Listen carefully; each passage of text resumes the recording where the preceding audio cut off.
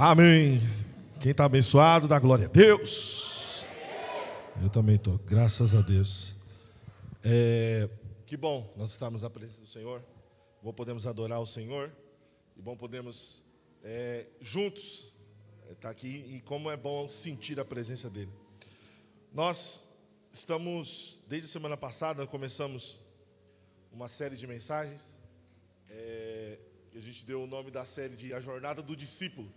Na semana passada a gente conversou um pouco a respeito da paixão que temos pelo Senhor. Quem estava aqui lembra de entendermos que nós somos movidos não pelo aquilo que pensamos, não pelo aquilo que conhecemos, mas sim por aquilo que amamos.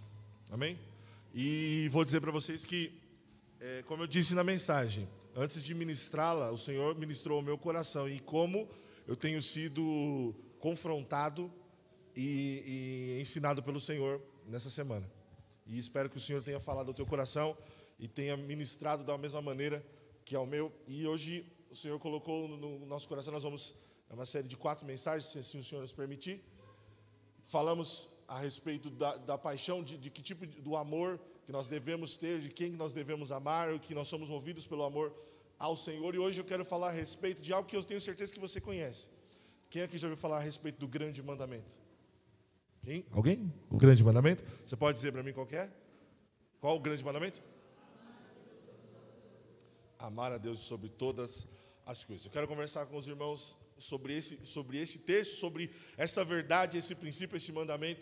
E eu espero que o Senhor fale aos nossos corações. Quando o Senhor colocou no meu coração e o tema desta série, a jornada do discípulo, nós temos sido convidados aqui. E a palavra do Senhor nos mostra que quando entregamos a nossa vida para Jesus, nós nos tornamos discípulos de Jesus, discípulos de Cristo. E discípulo é aquele que é ensinado pelo seu mestre. E quando nós nos tornamos discípulos dele, ele nos chama a alguns posicionamentos. E dentro desta série, a ideia é justamente essa, de uma jornada. Onde nós começamos e aonde o Senhor nos chama. De forma sucinta, obviamente, porque teria muito mais coisa para a gente falar, mas nós entendemos o primeiro ponto, qual deve ser a paixão da nossa vida. Agora, qual que é o primeiro passo? Semana que vem, se o Senhor nos permitir, nós vamos entender o que esse amor, amar a Deus, produz em nós. E na última semana nós vamos falar sobre o grande comissionamento do Senhor. Amém? Amém? Eu queria ler com vocês, então, Mateus, capítulo 22, versículo 37. E queria pedir perdão aos irmãos, se vocês perceberam que eu estou rouco. Então, se às vezes se a voz dá uma falhada, eu falei para o pessoal do louvor, a gente no quarto sábado não tem ensaio, eu falei, vamos chegar mais cedo e tal. Aí mandei mensagem para o Samuel, falei, olha, amanhã eu não vou conseguir cantar não, senão eu não prego. Aí, o microfone está ali, a gente o negócio começa a ficar bom. E aí você canta, né? Grita, faz as coisas tudo, depois você tem que pregar, né? Glória a Deus. Mas eu creio que o Senhor vai ter misericórdia da minha vida. E se falhar, Ele completa a palavra dEle, em nome de Jesus. Amém? Vamos ler esse texto. Você pode ler comigo, bem forte, o 37 e 38. E Jesus disse-lhes: amarás o Senhor teu Deus de todo o teu coração, de toda a tua alma e de todo o teu pensamento. Este é o primeiro e grande mandamento. Amém. Pai, nós te louvamos, bendizemos o teu nome, adoramos o teu santo nome pela tua bondade nessa manhã. Te agradecemos por tudo que o Senhor está fazendo, tem feito e vai fazer no meio de nós. Eu creio nisso. Senhor, que o Senhor conduza todas as ações, que mais, Senhor, do que simplesmente o conhecimento teórico da tua palavra, nós possamos viver a revelação da tua verdade. Amar o Senhor. Amar, Senhor, e querer amar a Tua palavra, desejar a Tua palavra. Nós te adoramos e pedimos, fica conosco nesta manhã. É no nome de Jesus que nós pedimos, é no nome de Jesus que nós clamamos. E amém. Vamos aplaudir Jesus mais uma vez?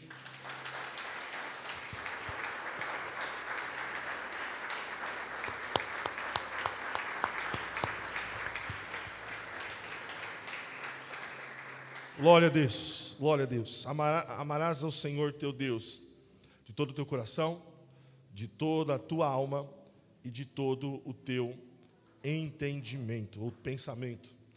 Esse texto, Jesus disse que esse é o maior mandamento. Marcos capítulo 12, no versículo 30, ele também repete o mesmo episódio. Ele diz: amarás, pois, o Senhor teu Deus de todo o teu coração, de toda a tua alma, de todo o teu entendimento e todas as tuas forças. Este é o primeiro mandamento. Continua. E o segundo, semelhante a esse, é: amarás ao teu próximo como a ti mesmo. Não há outro mandamento maior que este. Mais um. E escreve muito bem. Amém. Tem. Amarás ao Senhor teu Deus de todo o teu coração, de toda a tua alma, de todo o teu pensamento e com toda a tua força. E é interessante que, como eu disse, Jesus disse que esse é o maior mandamento, o primeiro, o grande mandamento. E aí, irmãos, se nós entendemos que se é o primeiro, concorda comigo que nós deveríamos falar muito mais a respeito disso? Concorda comigo? Se esse é o maior e o principal mandamento, nós devíamos falar e pensar, e isso deveria fazer parte dos nossos dias, da nossa vida, da nossa caminhada, todos os dias voltar a Ele, porque se é o primeiro, nós precisamos tê-lo e praticá-lo. Faz sentido? Amém? Então, e a ideia que o Senhor nos levou, e a condução que o Senhor me levou, é justamente nós lembrarmos disso, pois nós deveríamos falar muito mais sobre Ele e dar a devida importância. E se é o primeiro maior, deveria fazer parte das nossas vidas, das nossas conversas, do nosso pensamento, todos os dias. E aqui, entendendo esse princípio, o Senhor me levou a compartilhar, eu quero compartilhar algumas coisas com vocês. Eu tenho certeza que nós ouvimos e sabemos de cor, como eu comecei perguntando aqui para os irmãos, qual é o primeiro mandamento? E os irmãos responderam: amarás ao Senhor teu Deus acima de todas as coisas. A gente resume, né? O texto diz: com toda a tua alma, com todo o teu coração, com todo o teu entendimento. E Marcos ainda coloca a força. Mas nós resumimos para dizer a respeito: amarás ao Senhor acima de todas as coisas. Eu tenho certeza que você tem isso muito claro na sua vida, mas o discípulo de Cristo precisa sempre se perguntar: eu estou amando ao Senhor acima de todas as coisas? O Senhor realmente é a minha prioridade? Nós, semana passada, falamos a respeito disso, de que entendendo que, como eu disse, não somos movidos por aquilo que pensamos, mas pelo que amamos. E aí a pergunta que é: o que nós amamos? Qual é o nosso amor? E aí a palavra do Senhor traz a resposta certa, que é: nós devemos amar ao Senhor acima de todas as coisas. Nós devemos amar ao Senhor com todo o nosso coração, com toda a nossa alma, com todo o nosso entendimento. E aí a pergunta que eu quero fazer a você hoje, eu quero ser bem prático, para a gente entender e daqui a pouco você ir para casa. Qual a base desse amor? Qual é a base desse amor? Como nós podemos amar ao Senhor? Simplesmente porque queremos? Simplesmente porque desejamos? Simplesmente porque aprendemos um conceito intelectual ou didático, ou intelectual quando eu falo no sentido de conhecimento?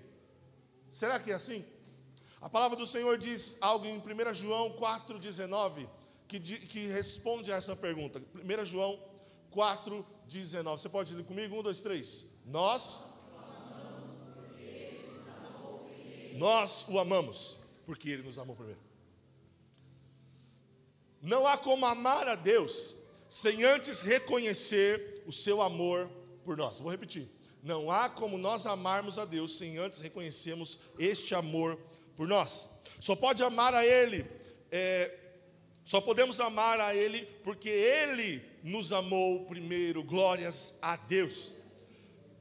Se dependesse de nós, nós não o amaríamos. Se dependesse de nós estaremos ainda longe dele.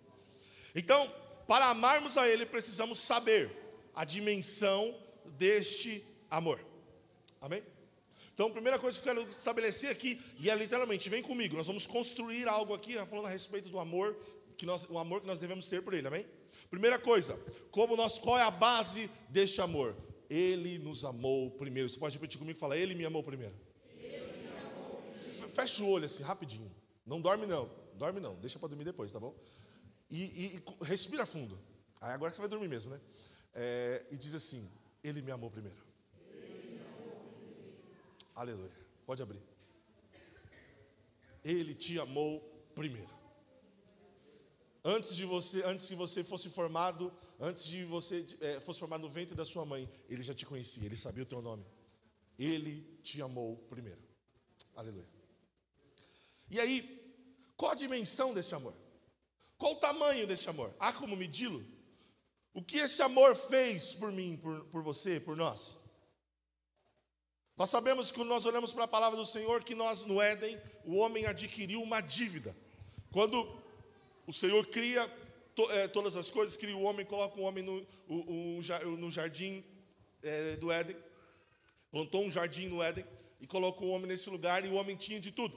E naquele lugar, nós vemos que o Senhor ele diz, em toda a viração do dia vinha ter com o homem, mas ele dá uma ordem, ele decreta algo: não comerás das duas árvores, a árvore da vida e a outra árvore, a árvore do conhecimento do bem e do mal, porque o dia que você dela comer, certamente morrerá.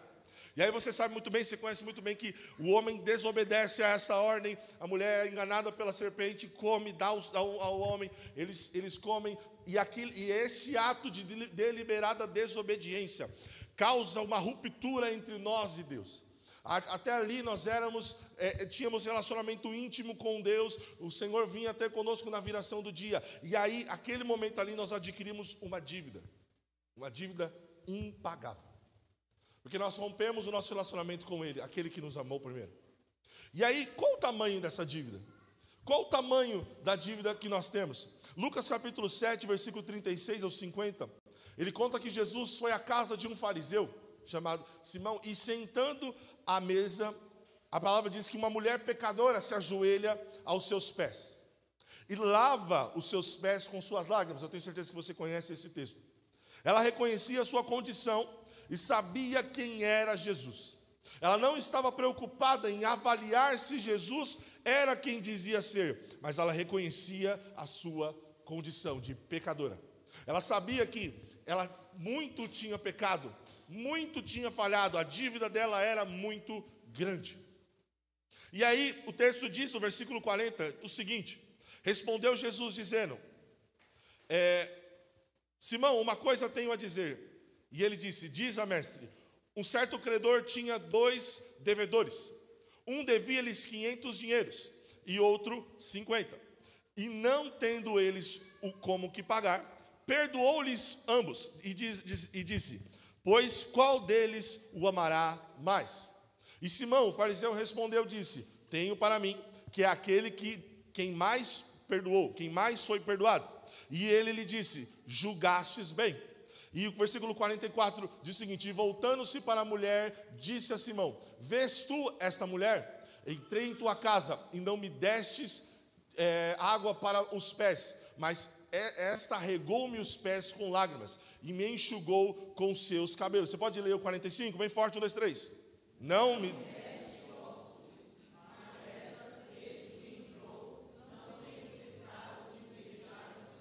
46. Não...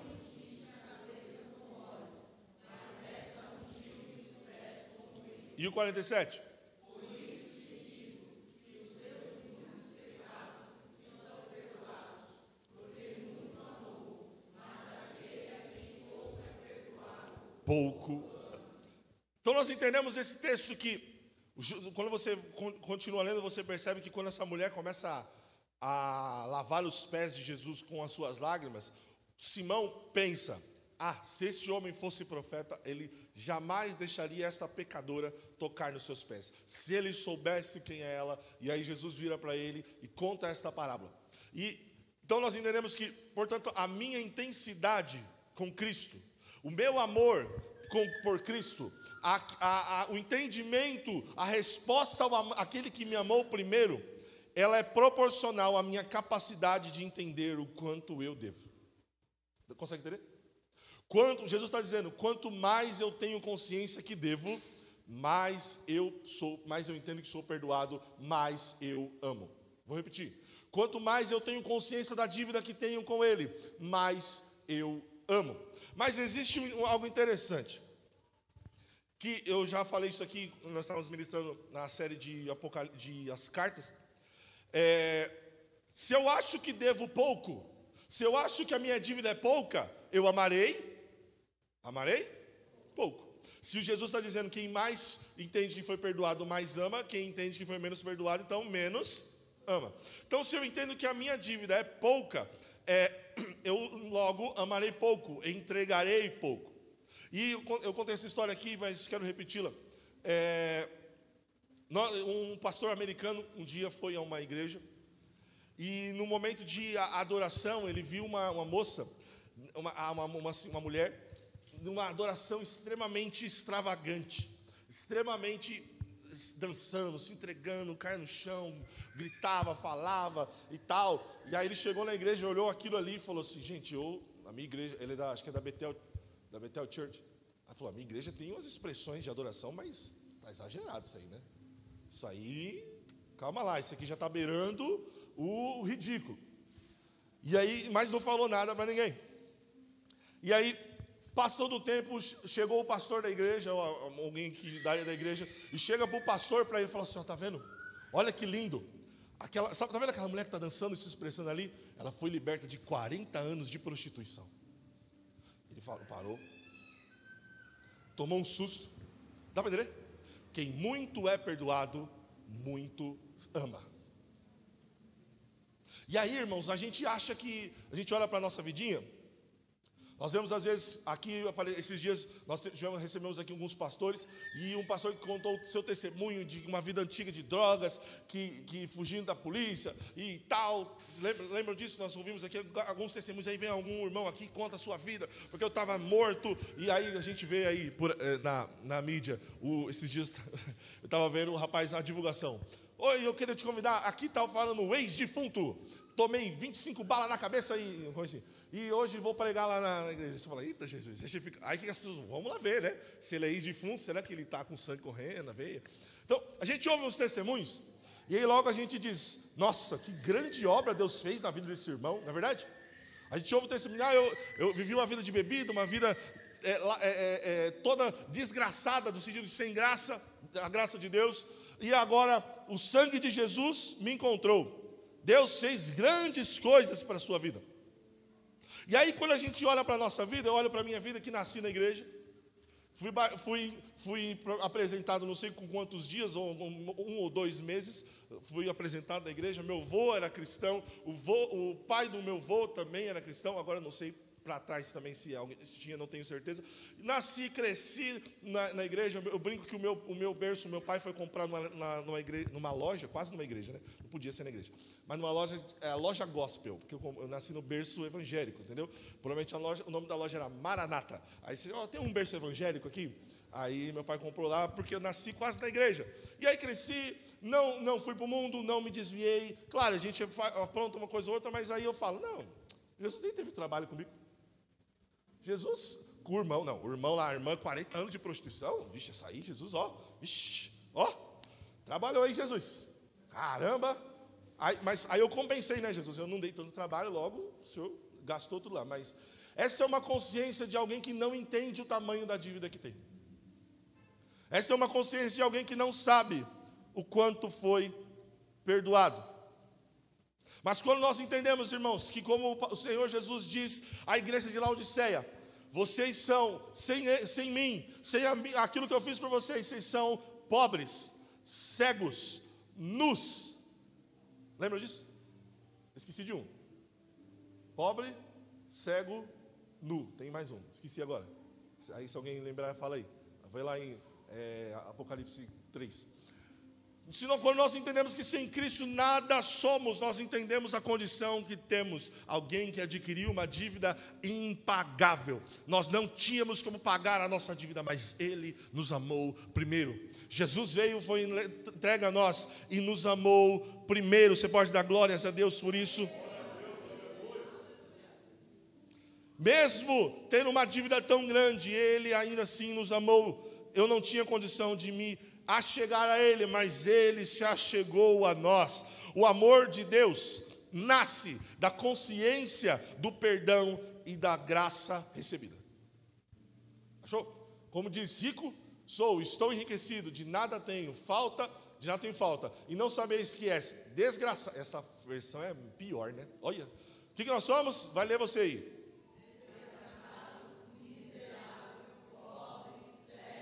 Tinha esquecido de 2. Vocês que leram, tá? Jesus está falando para nós: sem Jesus, nós somos desgraçados, miseráveis, pobres, cegos e nus. Nada temos, nada podemos fazer por nós mesmos. E somente com essa consciência de alguém que foi muito perdoado, nós podemos amar a Ele. Tudo bem? Então nós entendemos que somente podemos amar porque Ele amou primeiro. Segundo ponto, nós entendemos que nós adquirimos uma dívida impagável e Ele nos amou, Ele se entregou por amor a nós e pagou esta dívida, aleluia. Hoje eu e você fomos perdoados, nele nós temos salvação, nele nós temos, não há mais condenação alguma sobre você, não há mais culpa sobre a sua vida, pois Ele se entregou na cruz por a sua vida, em nome de Jesus. Glória a Deus, entenda isso. Sem Ele nada somos, com Ele nós estamos caminhando para a eternidade, aleluia. E de onde flui este amor então em nós? Da onde deve fluir este amor em nós? Vamos voltando para o texto. E Jesus disse: amarás o Senhor teu Deus de todo o teu coração, de toda a tua alma e de todo o teu pensamento ou entendimento. Este é o primeiro e grande mandamento. Então aqui no texto Jesus fala de 3 coisas, no outro ele fala de 4. 3 situações que nós devemos, lugares que nós devemos amar. O primeiro deles é, volta o anterior. Amarás o Senhor teu Deus de todo o teu coração. O primeiro lugar que deve fluir este amor por Deus é do nosso coração. E quando Jesus está falando de coração, o que isso significa? O coração, ele representa o centro das emoções, da vontade, das decisões. A função dele é a sede de todos os sentimentos, desejos, motivações, decisões morais. Quando nós olhamos na prática, quando Jesus fala, amarás ao Senhor teu Deus de todo o teu coração, Ele está dizendo, amar a Deus com todo o coração, significa desejar a Ele acima de tudo, e tomar as decisões que o honrem, e ter afeição profunda por Ele. Amar a Deus de todo o coração é entregar as nossas decisões na mão dEle. Você pode falar comigo? Amar a Deus de todo o coração é entregar as minhas decisões para Ele. Provérbios capítulo 4, versículo 23 diz o seguinte. Lê comigo, 1, 2, 3. Sobretudo, porque dele procede as saídas da vida. Ame ao Senhor com todo o teu coração. Entregue as suas decisões, as suas motivações na mão dele. Amém? Segundo, ele diz lá, amarás ao Senhor teu Deus de todo o teu coração e de toda a tua alma. E quando nós olhamos para a alma, o que ela significa? O que isso refere-se? Refere à vida interior, ao ser vivo, a nossa vida, a essência de nós, a nossa identidade, a consciência da própria existência. Dá para entender? A função da alma aqui, ela representa a identidade pessoal. Ou seja, eu não sou igual ao Sidney, ele não é igual a mim. Dá para entender? O Sidney tem uma personalidade e uma identidade única. Ninguém na história da humanidade é igual ao Sidney. Não é verdade? Ninguém na história é igual a você. Quando nós falamos de alma aqui, ele está dizendo dessa ideia de identidade. Ninguém é igual a nós, a nossa consciência, a nossa própria existência. Então, ela representa isso, a identidade pessoal e a própria vida, aquilo que nos faz únicos. E na prática, quando Jesus diz, amarás ao Senhor teu Deus com toda a tua alma, Ele está dizendo, amar a Deus com a sua alma é entregar-lhe sua vida inteira. Até o ponto de estar disposto a morrer por Ele. Tem alguém disposto a morrer por Jesus aqui?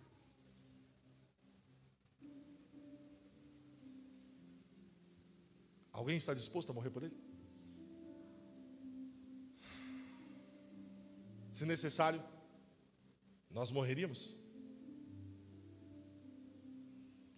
Mateus 10, 28.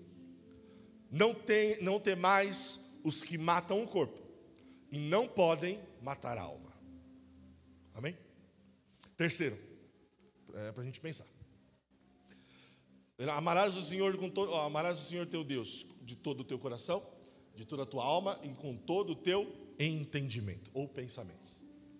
E aí, quando nós falamos de pensamentos aqui, o significado refere-se à nossa mente, raciocínio, a capacidade de pensar, refletir, fazer conta, de entender as coisas, sabe? O nosso intelecto. E a função da nossa mente é o uso da razão, reflexão, meditação, para compreender e obedecer ao Senhor. Na prática, quando nós falamos de amar a Deus com todo o nosso entendimento, está dizendo, amar a Deus com todo o entendimento é buscar conhecê-lo, estudar a sua palavra e usar a nossa inteligência para servi-lo. Dá para entender? Usar o nosso pensamento para servi-lo. E o quarto aqui eu não tinha colocado, mas o Marcos coloca como a sua força. Amar ao Senhor com toda a nossa força é com o nosso corpo.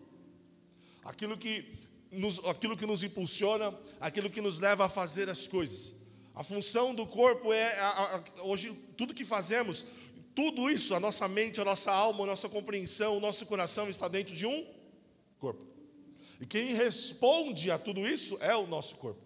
Então, amar a Deus acima de todas as coisas com a nossa força é entregar o nosso corpo ao Senhor, porque nós somos templo do Espírito Santo. Dá para entender? Então o Senhor nos chama, como esse amor deve fluir em mim e em você. Nós devemos amá-lo de todo o coração, com toda a nossa alma, com todo o nosso entendimento e com toda a nossa força. Amém? Vamos recapitular. Nós entendemos que Ele nos amou primeiro. É o maior mandamento, nós devemos falar disso. Nós entendemos que tínhamos uma dívida impagável e Ele pagou essa dívida por nós, nos amando, primeiro se entregando na cruz do Calvário. E agora entendemos que como deve fluir este amor através de nós, do nosso coração, da nossa alma, do nosso pensamento e da nossa força. Amém? E aí, eu esqueci de ler o texto, Romanos, quando fala da mente, transformai-vos pela renovação da vossa mente. E aí você fala, ok, entendi. Beleza. Mas na prática, Gabriel, como é que eu posso amar Deus? Como que eu posso expressar esse amor por Deus na prática? Porque a gente entendeu o conceito, certo? O conceito até aqui estabeleceu, é que nem na escola. A professora vem, estabelece o conceito, agora vamos para a prática, para a vida do dia a dia. A prática do amor. Nós já entendemos que somos quem somos e podemos amar porque Ele nos amou. E esse amor deve fluir das minhas decisões, da entrega da minha vida, dos meus pensamentos e através do meu corpo, da minha força, das forças que Ele me deu. Mas como que eu sei que eu estou amando a Ele? E a palavra do Senhor nos mostra algumas maneiras, várias, mas eu quero falar só de algumas, que mostram como nós estamos ou não amando ao Senhor. A primeira delas, 1 João 4,20 diz, se alguém diz, eu amo a Deus e aborrece o seu irmão, pois quem não ama seu irmão, a qual viu, como pode amar a quem não viu? A primeira maneira que nós podemos demonstrar amor a Deus é amando ao outro. Olha para o irmão aí, fala assim, ó, eu vou te amar, hein? Se prepara. Ô casado, aproveita aí. Eu vou te amar, viu? O bom é que ela está ali agora, entendeu? Aí fica mais fácil. Aí ela fica falando, calma. Então, ela está me amando, está cuidando de mim de longe ali, ó. Te amo. Então, primeira maneira é amar ao próximo. A primeira evidência que nós temos de como demonstrar esse amor na prática é amando aos outros. Amar ao próximo é a evidência do amor de Deus. E aí o nosso desafio, irmãos, como eu disse, já que você começou a exercitar, é enxergar Cristo nos outros e servir com amor. Entende? O seu desafio é olhar no olho um do outro e enxergar Cristo nele e Cristo em mim e te amar e servir. E aí eu sempre falo isso que me incomoda. Estou servindo a Deus. Não importa o que as pessoas pensam. Aproveitar que a voz está mais grossa hoje, vou usar, tá bom? Não tem importância aqui. Não, o importante não é o que o irmão pensa, é o que Deus pensa. Mas o texto diz: quem diz que ama a Deus, mas aborrece ao teu irmão, é mentiroso. Se eu não amo o meu irmão que está do meu lado, que eu estou vendo, como que eu vou dizer que amo aquele que eu não vi? Amar ao próximo, e esse é o desafio. Olhar para o outro, enxergar Cristo nele e servi-lo Porque servindo a Ele, nós estamos servindo a Deus. Então, entende o servir? Por exemplo, aqui tem várias coisas que nós podemos servir na casa do Senhor. Várias coisas. A gente está servindo a Deus? Sim, mas quem é o alvo primeiro aqui, que vai ser alcançado por esse serviço? As pessoas. Tudo que fazemos, nós estávamos aqui cantando. Nós estávamos cantando para quem? Para o Senhor, mas o impacto primeiro chega em quem? Em todos nós. Esse é o desafio. O segundo, quero ser bem rápido, está dando para entender? Estão comigo aqui? A minha pergunta, antes de eu dizer o que é. Já colocou já? Ainda não, foi não. Quando foi que nós descobrimos, você que é casado aí, quando você descobriu que amava o seu cônjuge, seu esposo, sua esposa? Como foi? Ou quando? Através de quê? Hã? Oi? Pode falar. Expectativa. Tá. Mas qual foi o mecanismo, vamos dizer assim? Como é que você descobriu isso? Foi de um primeiro dia? Olha, quem mais? Alguém aqui chegou e amou e falou assim, eu te amo. Quase, né? Quase. Eu tinha um problema sério com isso aí. Mas graças a Deus, eu já olhei, com uma semana já estava falando que amava. Meu Deus. Mas Jesus me curou. Glória a Deus. Você pode aplaudir a Jesus por isso, aleluia.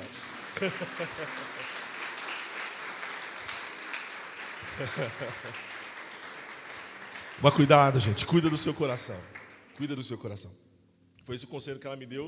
Eu cuidei tão bem que casei com ela. Antes de a gente, não tinha nada, sabe? Ela chegou ali fora, onde a irmã Michele está, só que para fora. A gente estava conversando, ela, você precisa cuidar do seu coração. Aquilo entrou no meu coração, muito simples, né? Mudou minha vida. Aí, tanto é que mudou, que eu falei, preciso casar com aquela que deu o conselho, né? É tão sábia aqui. Enfim, vou voltar para cá. Como é que nós descobrimos que amamos o nosso cônjuge? Passando tempo com ele. Não é? Não foi assim?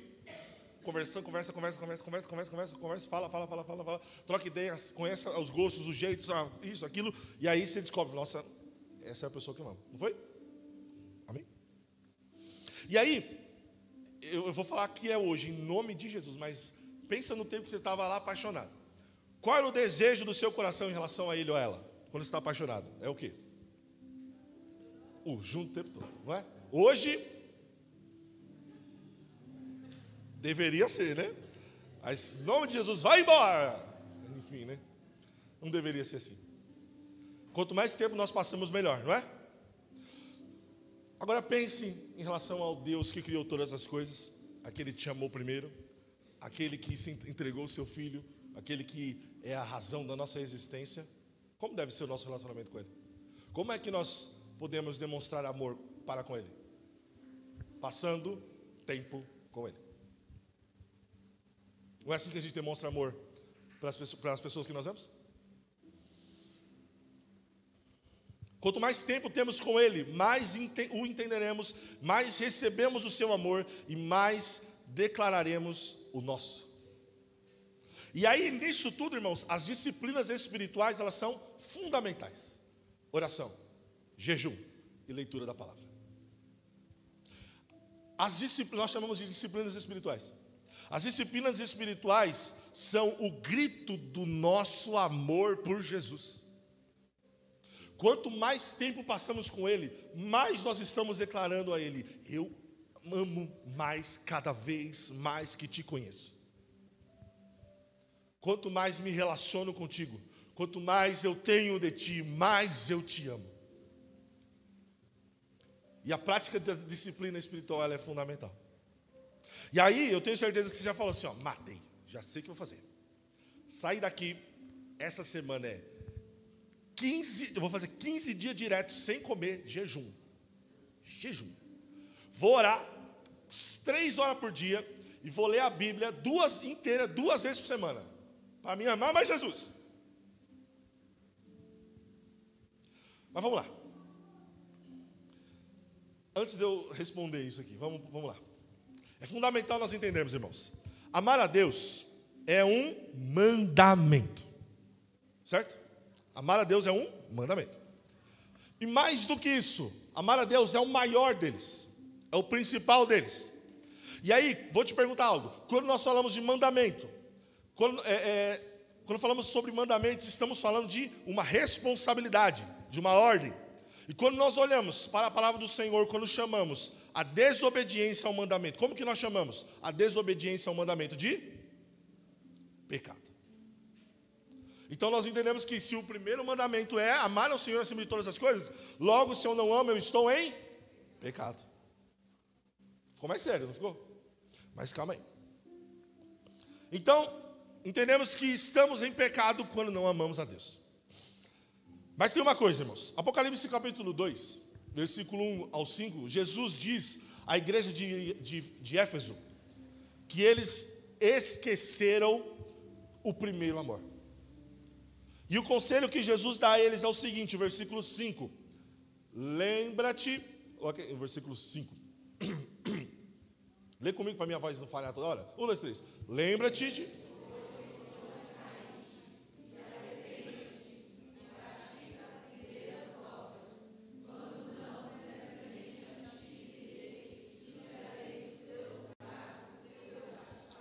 A solução para a perda do amor é o arrependimento. A solução da perda que Jesus dá é arrependa-se. E aí, de novo, entendi, peguei, né? Tenho que orar 15 dias de jejum, 3 horas por dia de oração, ler a Bíblia toda 2 vezes na semana e me arrepender. Calma. Me responda uma coisa. Eu estou construindo aqui, estão comigo? Estão vendo comigo? Qual que é a ordem que Deus dá para o marido em relação à mulher? Quem pode me dizer? Que? Amar a ela como Cristo amou a igreja. Ame a sua esposa como Cristo amou a igreja. Nós entendemos esse texto. Falando com homens aqui, mas a mulher também vem comigo. Nós entendemos esse texto. Entendemos o senso de responsabilidade que ele carrega. Então, aí o que a gente faz? Eu aprendi lá de novo. Eu tenho que amar a minha esposa como Jesus amou a igreja. Aí o que você faz? Vocês estão dormindo, aí acorda, se vira para sua esposa e fala assim: eu te amo. Ela sorriu. Aí o que eu faço depois? Porque eu entendi o conceito, né? Ela fica alegre e tal, aí eu respondo: estou cumprindo meu mandamento, tá? Estou cumprindo a ordem. Tá? Check. A reação dela: maravilha que você está aí, tá bom? Tá me ajudando aqui. Deu para entender? Eu te amo. Ela fica: uau, que lindo aí. Cumpriu o mandamento, hein? Tá cumprido. Qual que é a reação? Qual seria a sua reação? Se teu esposo chega para você e fala assim: eu te amo, você fala que fica feliz. Pensa comigo, todo mundo, tá? Aí depois ele vira assim: não reclama não, eu estou cumprindo o mandamento. Qual que é o sentimento? Horroroso. Ele me ama só porque mandaram? Não é? Quê? Não está sendo verdadeiro. Mas não é mandamento. O que vai acontecer? Vai dar problema. Agora, o segredo está na onde? O prazer que encontramos no exercício deste amor. O segredo de obedecer ao mandamento não é obedecê-lo por si só, mas é encontrar o prazer nesta obediência, sim, a este mandamento, no exercício desse amor. Existe uma responsabilidade? Sim. Nós devemos amar ao Senhor acima de todas as coisas? Sim. Mas preste atenção, irmão, eu não posso amar ao Senhor por mera obrigação ou por responsabilidade. Eu devo amá-lo porque eu quero amar. É bom amar.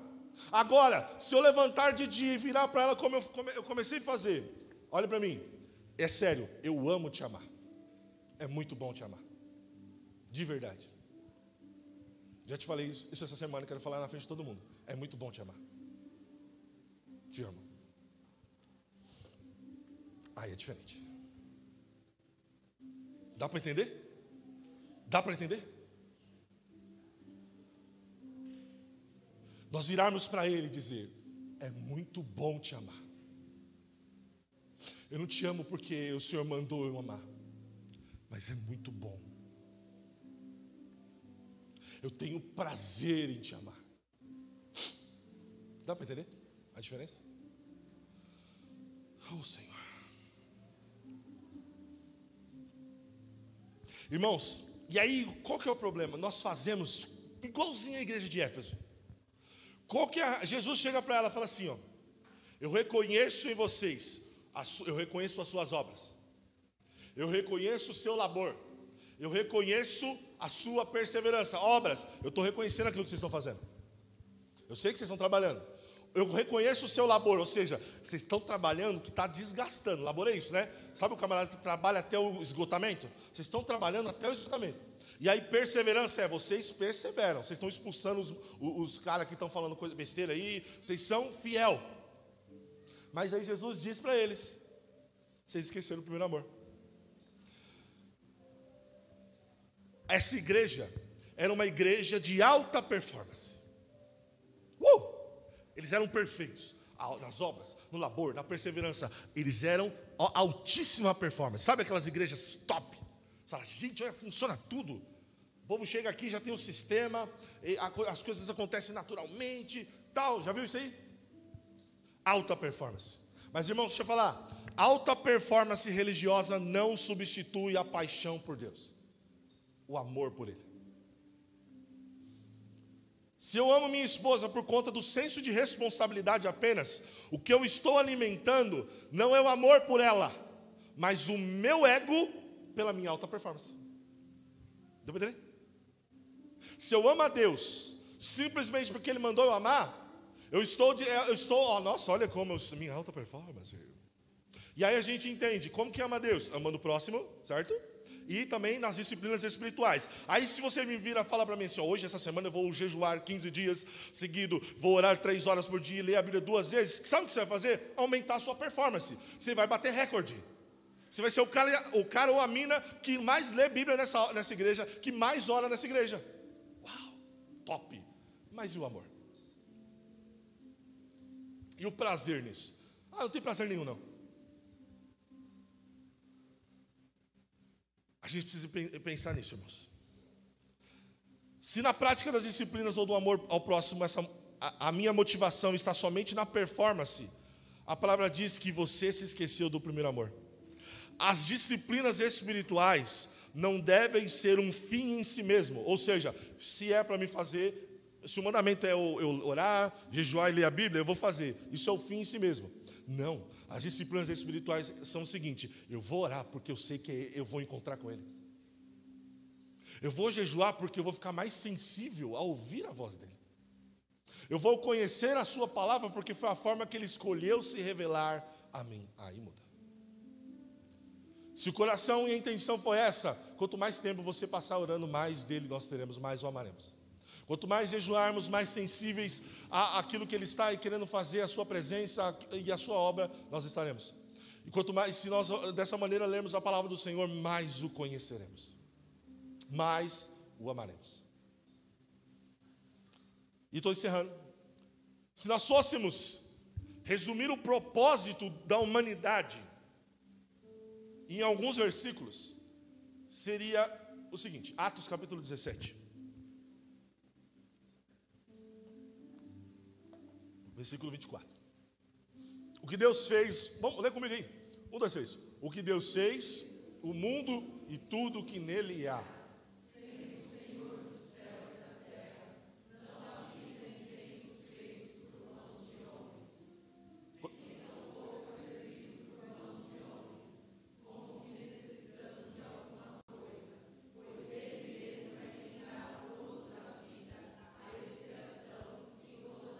O 26.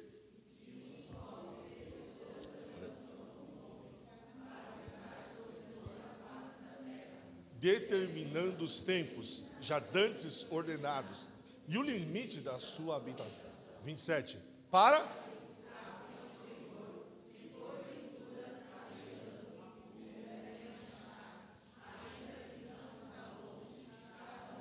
e o 28. Porque nele vivemos e existimos, como também alguns de vossos poetas disseram, pois somos também a sua geração. Meu Deus. O versículo 27, coloca para mim, gentileza, amor. Qual o propósito da vida do homem? Para que buscássemos ao Senhor. O propósito da minha e da sua vida, você estava procurando até hoje, nós fazemos seminário, nós procuramos coach, nós procuramos vídeos no YouTube. Eu vou te contar ele agora, pega a visão, pega o código. Você foi criado para buscar ao Senhor. Simples. Nós somos criados para buscar, é o que o texto está falando. E aí é lindo o que o texto está dizendo. Mesmo, olha, para que buscássemos ao Senhor, se porventura ou mesmo tateando o pudéssemos achar. Sabe o que é tatear? Tipo, tá tudo escuro, você fica assim, peraí, não estou enxergando. Sabe aquela coisa? Tá tudo escuro e a gente fica tateando nas coisas para perceber onde a gente está.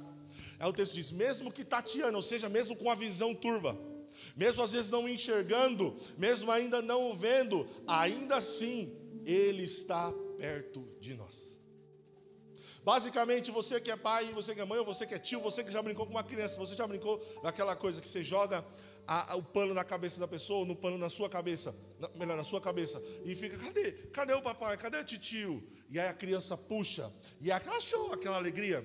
Assim o Senhor está. Ah, mas eu não estou vendo, a criança é muito nova, não entende ainda, não estou vendo, mas é só puxar. Ele está lá, Ele está perto de nós. Assim como um pai, que um filho um pouco mais velho, um pouco mais adulto, se esconde atrás da cortina com toda aquela protuberância que todos estão vendo, assim está o Senhor, porque a intenção dele é ser achado. Porque o motivo de eu e você existirmos é buscarmos a Ele. Dá para entender? Oh, glória. Mas, irmãos, não é com a performance que encontraremos ao Senhor, mas sim, Jeremias 29, 13. Buscar-me-eis e me achareis, quando me buscares de todo vosso coração. É assim que nós o encontraremos. Quando nós buscarmos a Ele com todo o nosso coração, com toda a nossa alma, com todo o nosso entendimento, com todas as nossas forças, Ele será achado de nós. E para encerrar, tem duas coisas que eu quero pontuar aqui. O apóstolo Paulo, no Filipenses capítulo 3, versículo 7 e 8. Obrigado. Diz o seguinte: mas o que para mim era ganho, reputei-o perda por Cristo. E o outro? E na verdade, tenho também por perda todas as coisas pela excelência do conhecimento de Cristo Jesus, meu Senhor, pelo qual sofri a perda de todas essas coisas e as considero como esterco, para que possa ganhar a Cristo. Uau. O apóstolo diz aqui claramente que compreendeu o tipo de amor que nós devemos ter por Ele. Um amor que considera tudo perda. Quando se deparamos com a grandeza do conhecimento de Cristo Jesus. E aqui ele não, presta atenção, às vezes a gente lê esse texto, quando fala eu considero tudo como perda, logo nós pensamos, ele está falando de pecado, ele era um pecador safado mesmo e considerou tudo perda. Não. Olha o versículo 3 que diz, do capítulo 3. Porque a circuncisão somos nós, que servimos a Deus no Espírito e nos gloriamos em Jesus Cristo e não confiamos na carne. Então ele está dizendo, ele está rebatendo aqui alguns conceitos. Depois você pega lá no YouTube do Gerard, que tem uma aula só sobre isso aí. Ele está rebatendo que alguns judaizantes estavam obrigando aqueles não-judeus a circuncidar, mas ele está falando, enfim, ele diz o seguinte: nós não podemos confiar na carne, certo? Amém? Não devemos confiar. Continua. Ainda que também podia confiar na carne, ou seja, está dizendo, mesmo se a gente pudesse, se algum outro cuida que pode confiar na carne, ainda mais eu. Ele está dizendo o seguinte: nós não devemos confiar na nossa carne, mas ainda assim, se nós confiarmos, se tem alguém que pode fazer isso, sou eu, o apóstolo Paulo. Aí continua: circuncidado ao 8º dia da linhagem de Israel, da tribo de Benjamim, hebreus de hebreus, segundo a lei fui fariseu. Segundo zelo, perseguidor da igreja, segundo a justiça que há na lei irrepreensível. Vamos traduzir aqui para nós? O que ele está dizendo? Volta aí. Circuncidado ao 8º dia. Ele está dizendo, fui apresentado na igreja. Nenenzinho. Com 8 dias, me levaram, o pastor, lá era circuncidado, o pastor levantou eu e disse, eis aqui o Paulinho, o Saulo, o novo membro da nossa igreja. Basicamente isso. Aí ele diz, da linhagem de Israel, da tribo de Benjamim.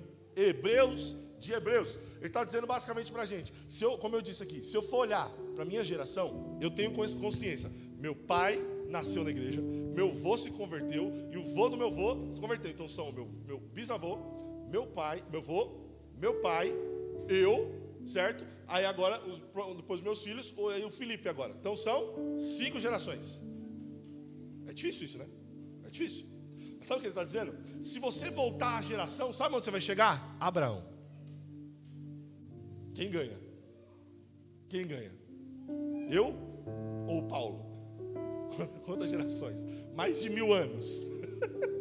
Entendeu? Mas continua. Segundo a lei, fui fariseu. A gente hoje olha para os fariseus como um xingamento, mas o fariseu naquela época, a origem era a vertente mais zelosa com a tradição e a lei. Quando os fariseus nasceram, eles nasceram bem, porque eles estavam resgatando os princípios da Torá, no Antigo Testamento. Então ele está dizendo para nós aqui, quanto à lei eu era fariseu, então eu era vamos colocar assim, a seita ou a ramificação mais zelosa quanto à lei. Certo? Irrepreensível. Aí, essa parte eu acho interessante, continua. Segundo o zelo, essa aqui é ruim, né? Perseguidor da igreja. Mas o que ele estava dizendo para eles? Antes de aceitar Jesus, eu tinha convicção que Jesus não estava errado, porque eu zelava pela lei. E quando pela lei eu fui zeloso. Então aquilo que eu acreditava era real. Estava errado, depois ele percebeu que estava tudo errado. Mas, dá para entender? E aí, olha o que interessante. Segundo a justiça que há na lei. Ou seja, puxa a minha ficha. Irrepreensível. É isso que ele está falando para a gente. Pode olhar a minha ficha. Pode ver se eu devo para alguém. Pode puxar o SPC, Serasa. Tem mais alguma coisa aí? O que você for? Manda a Polícia Federal investigar a minha vida de ponta cabeça. Irrepreensível. Então ele está dizendo, quanto a carne, nós não podemos confiar na carne, mas se era para confiar, se tem um camarada que era para confiar na carne, esse era o Paulão. Faz sentido? Porque, ó, impecável, perfeito, não vai sair, gentleman. Vocês sabem o que eu estou falando. Aí sabe o que esse homem fala? Continue aí, por gentileza. Mas para mim era ganho, para mim o que era ganho, reputei por perda por Cristo. Continua. E na verdade, tenho também por perda todas as coisas, pela excelência do conhecimento de Cristo Jesus, meu Senhor, pelo qual sofri a perda de todas essas coisas, e a considero, perdão a expressão, mas é cocô. Tudo isso não passa de esterco, para que eu possa ganhar a Ele. Dá para entender qual tipo de amor que nós devemos exercer por Jesus?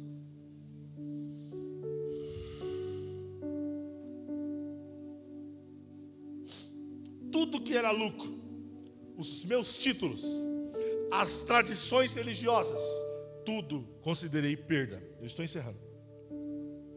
E a última coisa que eu quero falar com vocês. A primeira coisa que a gente tem que tomar cuidado quando nós amamos a Jesus é a maneira como buscarmos a Ele. Nós devemos buscá-lo de todo o coração.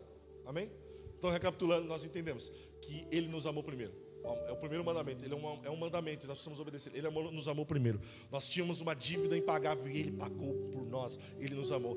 Nós devemos expressar o nosso amor de todo o coração, de toda a alma, de todo entendimento e com todas as nossas forças. Como é que eu expresso o amor por Jesus? Amando as pessoas e buscando a Ele. Mas eu não posso buscar a Ele na ideia de alta performance.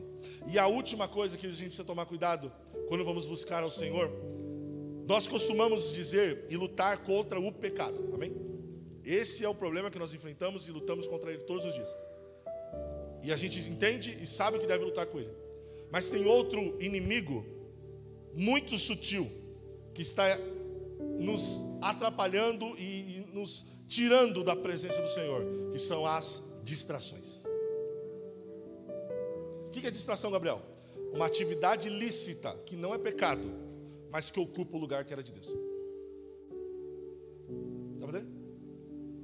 E aí Jesus conta uma parábola, não vou ler que é bem grande, de um grande banquete. Um rei, ele manda chamar, ele faz um grande banquete. E aí ele manda chamar todos os convidados, venham, pensa numa festa gigantesca. Você pode ler, Lucas, vai acompanhando aí, tá? 14, está na tela se você quiser ir acompanhando. Manda fazer um grande banquete, manda chamar todo mundo e tal. E aí os servos dele começam a sair pelas ruas, chamando a galera, e chama um, chama aqui, e eles começaram a ouvir: eita, não posso, eu acabei de comprar um campo e preciso cuidar dele, não vai dar para ir. Aí o outro diz assim: caramba, olha, meu filho vai casar hoje, não dá para mim ir para o banquete. Aí vai, cada um dá uma desculpa, cada um fala de uma coisa. Aí, perdão, irmãos. Eita Jesus, agora foi brabo, hein? O outro fala: eu comprei uma junta de bois e preciso apacentar ela. Não é pecado nada disso. Dá para entender? Mas eles pensaram e colocaram Jesus, o reino de Deus, em segundo plano. Não havia pecado ali, mas os convidados recusaram por motivos válidos: campo, bois, casamentos. Mas priorizaram coisas secundárias.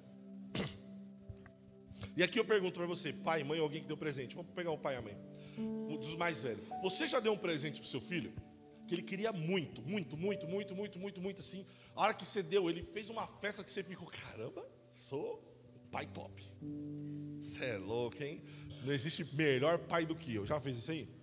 Já? Aí depois desse presente, você percebeu que em vez de ele tinha tempo com você, ele passava tempo com você, só que ele ficou tão feliz com o presente que ele esqueceu de você e agora só usa o presente. Alguém aconteceu isso aí? Já? Alguém pode me ajudar a se manifestar aí? Quem? Já? O presente foi tão gostoso, tão legal, mas roubou ele de você. Irmãos, nós estamos permitindo que as bênçãos que Deus nos dá, nos roube dele. Deus nos abençoa tanto. Nós somos abastados, cheios de coisa. Mas aí a gente esquece dele. Como o filho que ganha o videogame que tanto esperou, e quando o pai chega em casa, ele ia correndo até ele. Só que agora o videogame não deixa mais. Calma aí, pai, só mais um jogo, estou jogando online. Calma aí, pai, deixa eu só passar de fase. Tá entendendo? As distrações têm nos roubado do tempo com ele. Quais são as distrações que nós temos permitido roubar as nossas vidas? E aí, aqui realmente, Israel, pode ficar sobre os seus pés, por gentileza. Nós falamos muito de Marta, irmã de Maria, irmã de Lázaro. Mas se nós vamos pensar, você sabe muito bem que, imagina, a gente recebeu esses dias uma festa em casa. E qual que foi a postura que a gente teve? Um dia antes, você faz o quê quando você vai receber uma festa na sua casa? Arruma tudo, limpa tudo. Vixe, o que não dá para esconder, você joga em cima do telhado, depois você resolve, né? Não é? Não é verdade? É assim. O que aconteceu? Provavelmente a casa estava toda desarrumada, tinha que fazer comida. E a Marta, o que ela pensou? Meu Deus, Jesus está vindo aqui, o Rei dos Reis, o Messias, o Senhor dos Senhores. Eu preciso arrumar essa casa. Não era pecado o que Marta fez. Não tinha pecado ali. Eu e você faríamos o mesmo. Só que não é um problema. Jesus fala algo que muda tudo. Respondendo, Jesus disse: Marta, Marta. Normalmente quando Jesus repete duas vezes uma coisa, Marta. Está vendo? Estás ansiosa e preocupada com muitas coisas, mas uma só é necessária. Maria escolheu a boa parte, a qual nunca lhe será tirada. Pouco é necessário. Não deixe as distrações nos tirar da presença dele. Não permita as distrações nos roubar da presença dele. Porque o Senhor busca adoradores que o amem acima de tudo.